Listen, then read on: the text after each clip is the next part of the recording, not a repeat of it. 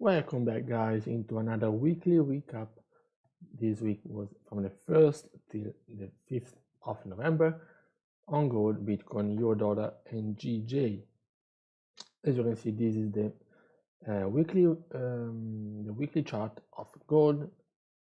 Just to highlight you how the structure is still going into the bearish direction. Of course, we had some bounces at 1680, failing to make new highs at 1900. Yet, with a good NFP in anticipation of the tapering, we went to tap again 1680 in a sort of flash crash market maker move, and after that we again sort of almost completely corrected the move. We retested 17, 25, 27. You can see also it was the previous lows. After that, we are just in a very bullish action. The last few days, even with the confirmation of the tapering, showed how the investors already priced in, the sellers already priced in the tapering with this move. I mean, this move was completely in anticipation of the tapering talks, so that when the actual tapering is confirmed, it doesn't create that much of an impact. But let's go on the this week chart. As you can see here, this week of course was very full of reports. On Monday we had some ISM manufacturing PMIs. On Wednesday we had ADP and the services PMIs, as well as in the evening the FOMC statement. On Thursday, for the US dollar, we had the jobless claims and some labor costs, some other reports, and on Friday we had the NFP and unemployment rate. So let's see here on gold. So we started a week very full of reports. We came out with some, let's see, the manufacturing was not good, if I'm not mistaken. Yeah, worse than prior, higher prices, the new orders were really bad, so we got some confirmation of weakness, and as you can see, gold did a nice rally up, bouncing again at this huge demand area, supply area that we've been playing for a long time. Coming into Tuesday, we were into this order block consolidation period. On Tuesday, we didn't have any impacting report. As you can see, price was just in this 60 pips range, which is really low for gold. After that, yeah, you see price breaking down very slowly. Coming into Wednesday, Wednesday is the big day. We have the ADP here at New York session, and there you go. Don't think that this move was due to the good ADP data. Was not. Yeah, it was good, but the move was not for that.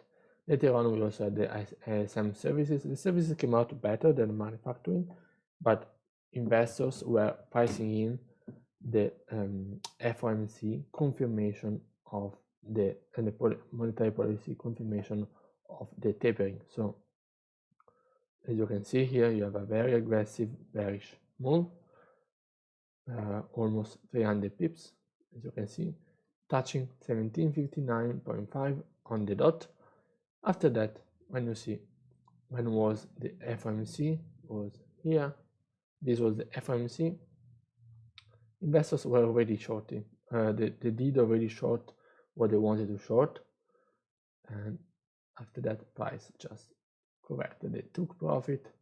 They already priced in the tapering talks, and after that just continuation bullish, to really, let me put it in green, to really Was really weird to see the opposite happening, but this move completely priced in the tapering confirmation. After that, we were waiting for Friday, NFP data. NFP came out really good, unemployment came out really good, but I think that on gold the demand was still high, and we're going to see what happened on the dollar. Here, price on Friday declined, and yes, was really good, the NFP data, but the investors are sort of not caring anymore. 300 pips move because the tapering is already confirmed, so they are not really giving that much thought on the NFP like they did before. So this is it on gold. As you can see, pricing in of the tapering confirmation, NFP coming out, very bullish for gold. On Bitcoin, just give me a second. There we go. On Bitcoin, as you can see,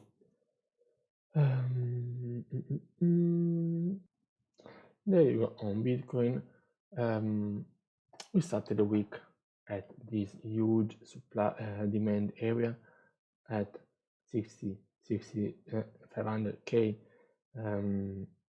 price point PPL. We did bounce from it exactly on the dot. Huge moves. Look at this bearish move in a few minutes. 200 pip move. Again bouncing and rebouncing again from the 60 to 50, 6500 area, bouncing from 60, 750 ppl, and then continuation up as a small contraction, and then continuation bullish straight up. A small contraction and then continuation bullish to 64k. This was basically the all-time high that we reached. That was before the 67k. After that, what we see is just an overall bearish move. We have this algo crash, but still, as you can see, keeping a bearish, very bearish, slow trend, bouncing at 6750, but still failing to make new high, keeping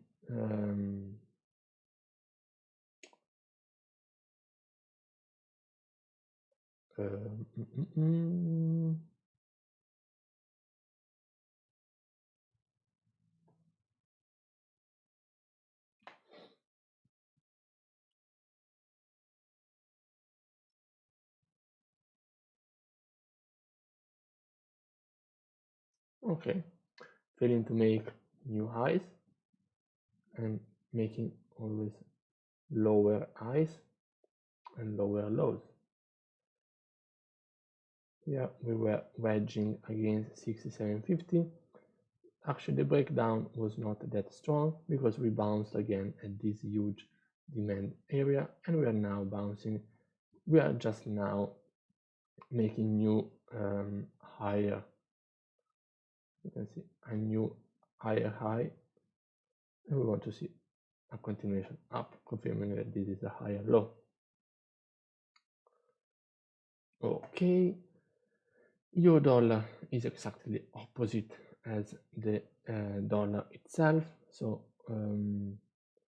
we started the week at 1.15500, double bottoming, and then continuation bullish with the confirmation of the dollar weakness. We get to this top, which is 1.16, right above 1608. A very small and slow correction. a liquidity grab to exactly these previous lows, then here failing to make into new highs, strong correction,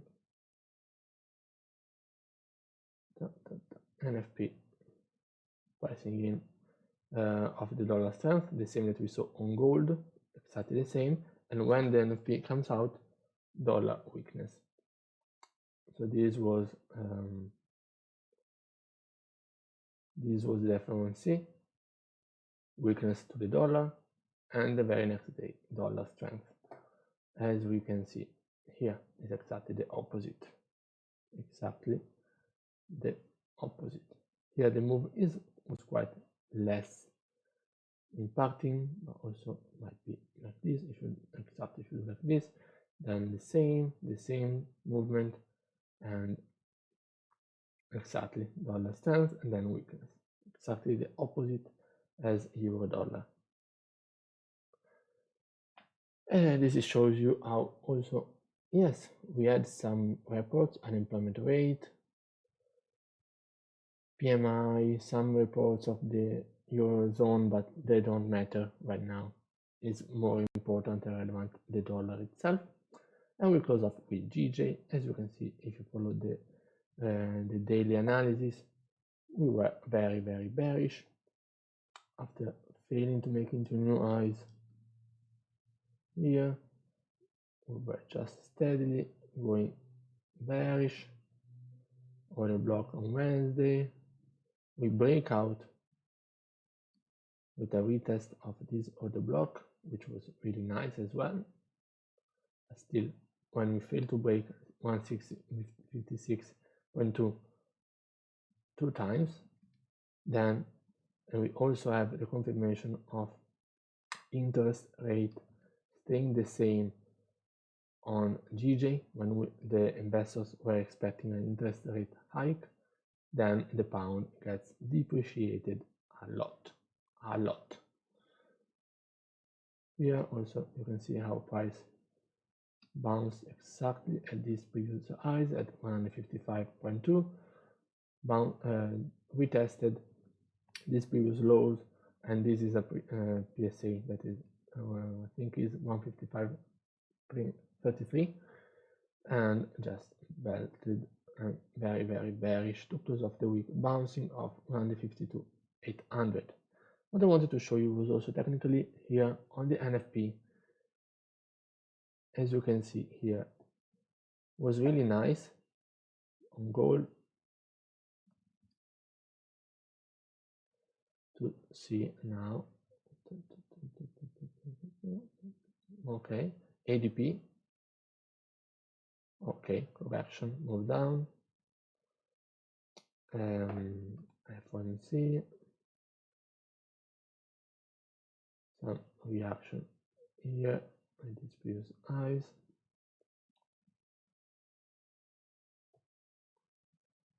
And what is really interesting is to see, well, look at the NFP.